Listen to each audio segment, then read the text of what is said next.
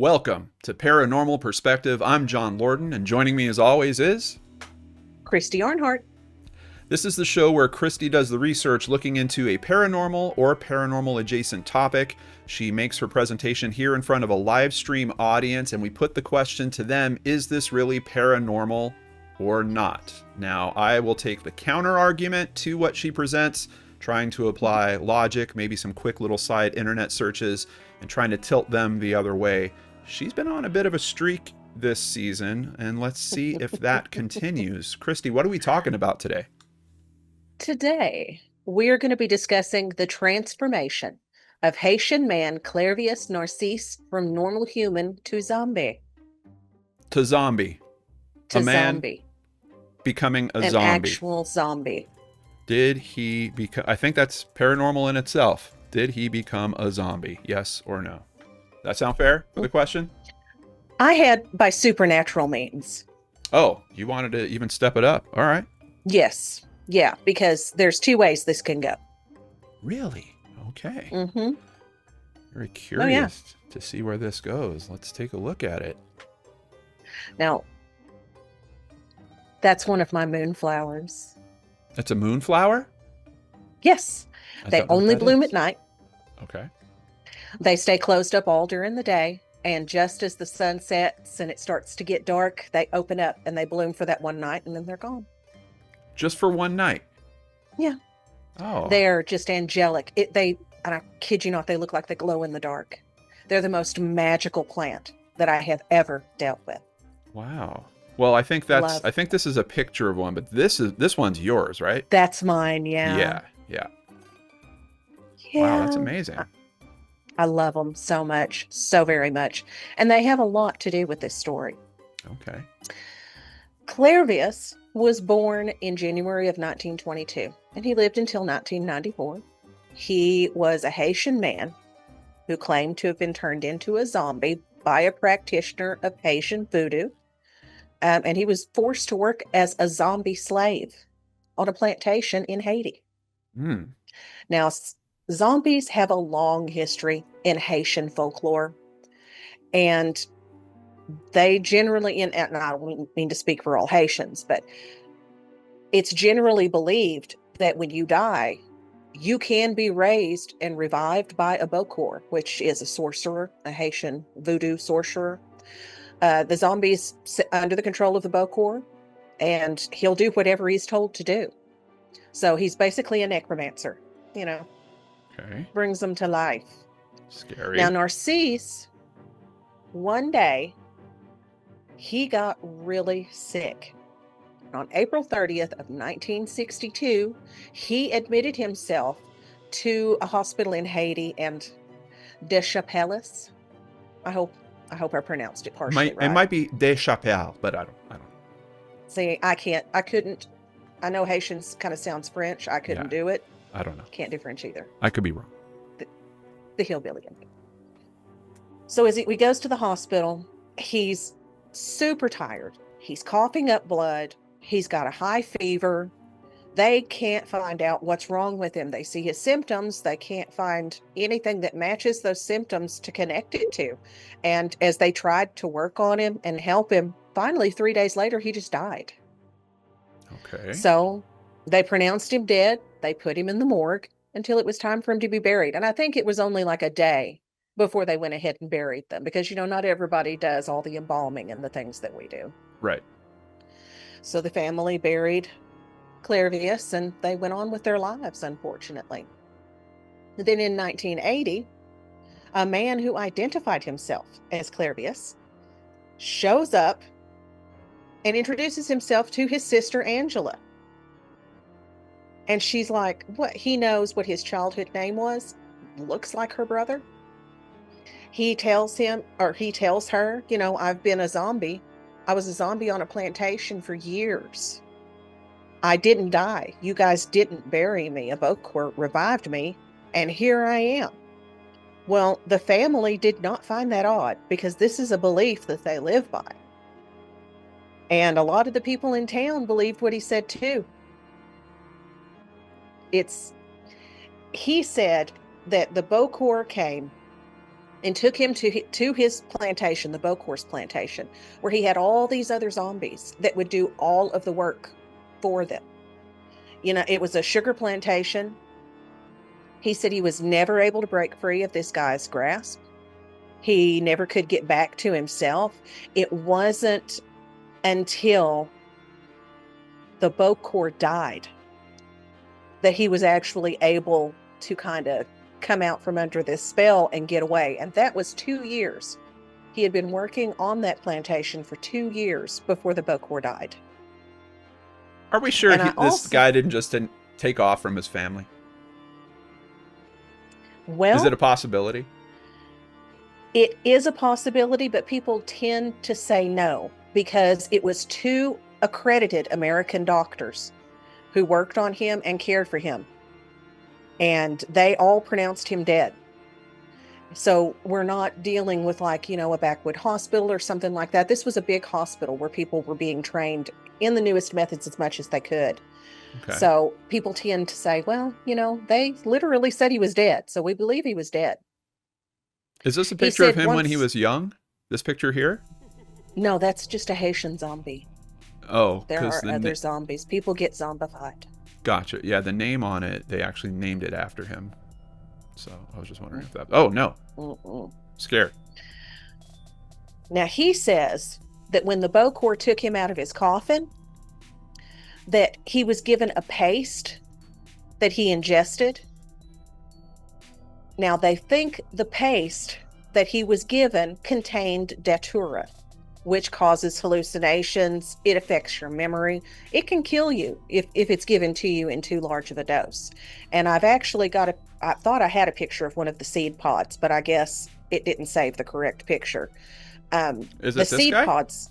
Yes. Yeah. That's what the seed pods on the moonflower plants look like. And, moonflowers, you've got gypsum weed, you've got all these different ones within this same family that have basically the same effect. That's one of my little plants. Okay. It's so pretty. But you take those seed pods out, you can take them, you can brew them into a tea and drink them and get high and hallucinate. You can crush stuff into a paste. Like I said, as long as you watch the dosage and you don't kill that person, then this stuff is highly scary. It scares me to think that it could do that. Yeah. So yeah. Now there's another story going around that the Bocor got into a fight with one of the other workers on the plantation, and while they were beating him down, Clairvius was able to get away. But that one I never really ever hear. That was just another instance that I found. Every time I hear about it, the Bocor died. Okay. He quit getting this paste. He quit getting these.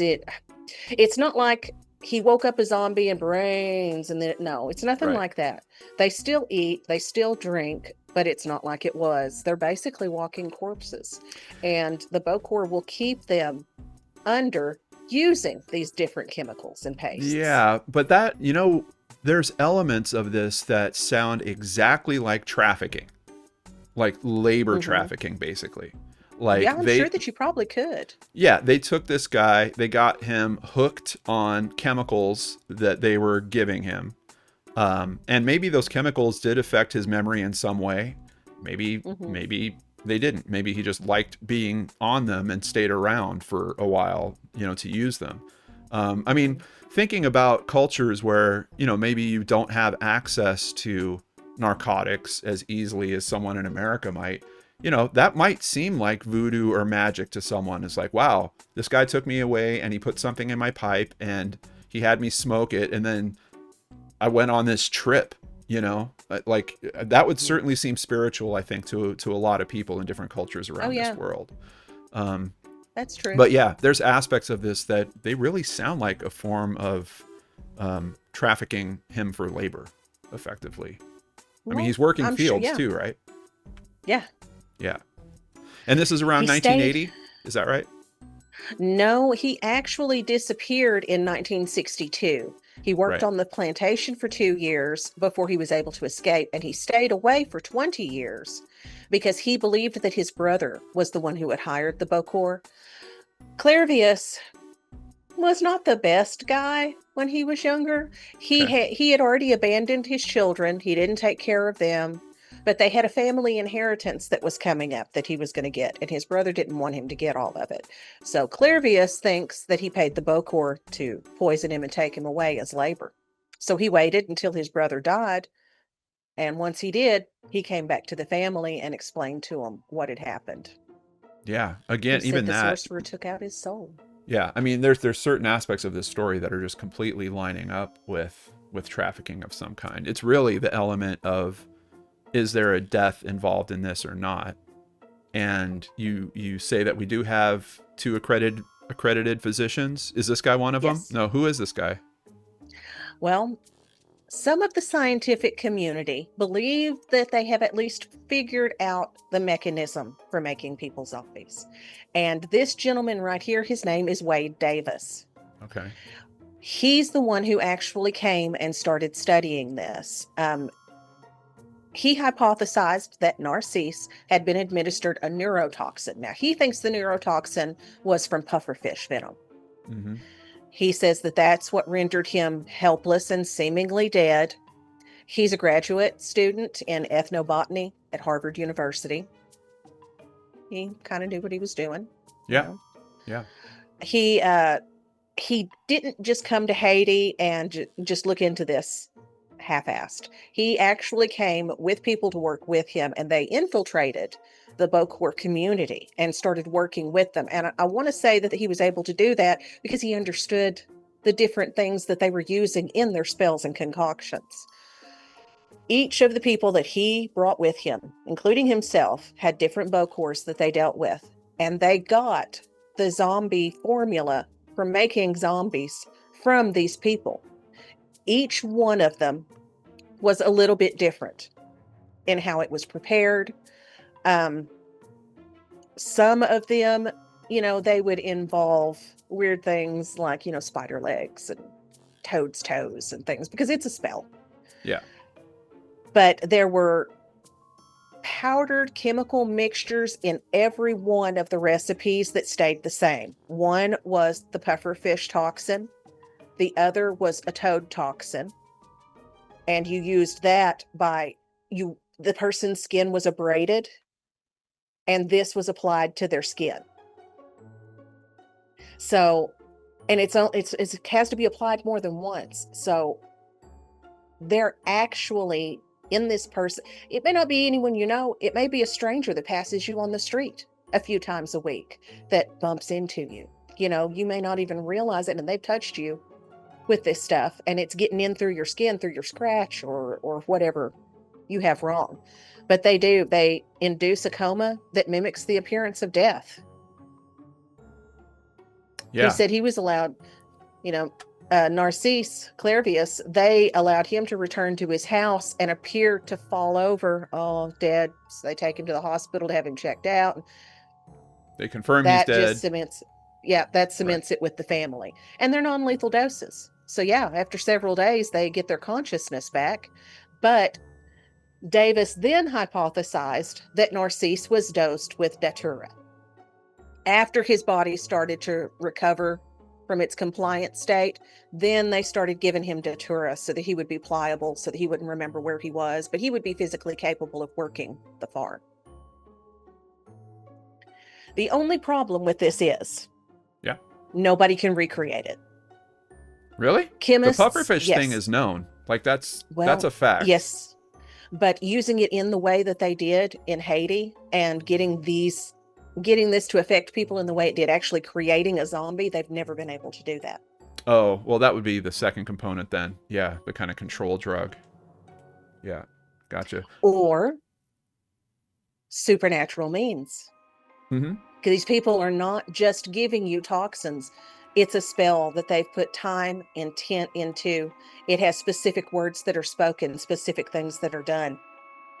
Yeah. Maybe they can't recreate it because it's supernatural.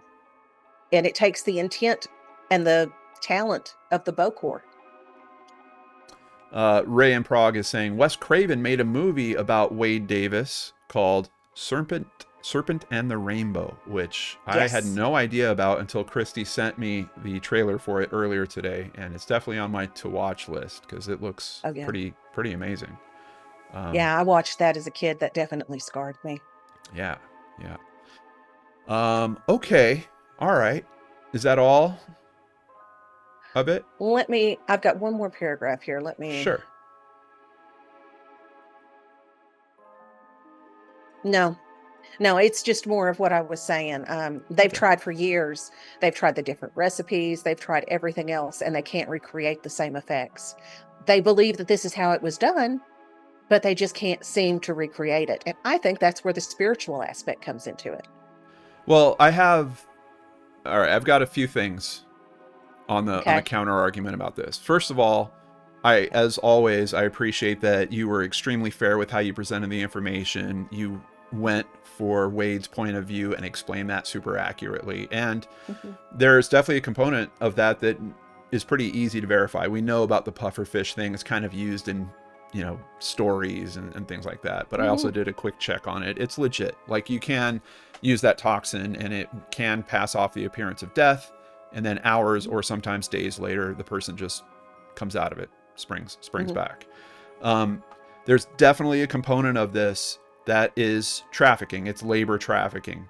And it's just the thought of, is there a supernatural aspect in terms of controlling him after they faked his death? But if they faked his death, he didn't die. Now, is it a condition of being a zombie that you are a reanimated corpse? At least in terms of pop culture and folklore, it is. It's Mhm. literally the reanimation of a corpse driven by a primal urge to consume living flesh, often after being infected by a zombie virus. Yeah, Um, and see, I just don't believe that's ever going to happen. We've all hoped and prayed for it, but I don't think that's ever going to happen. but if that's the conditions of being a zombie, then that's what I'm putting to the viewing audience here. Is he really a zombie or not?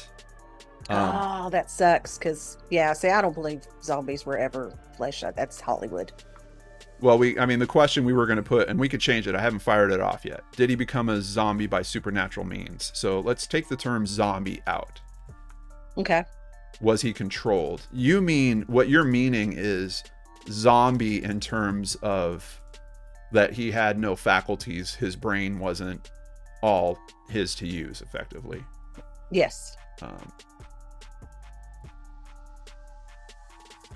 and honestly, I could put the final nail in that coffin. No pun intended.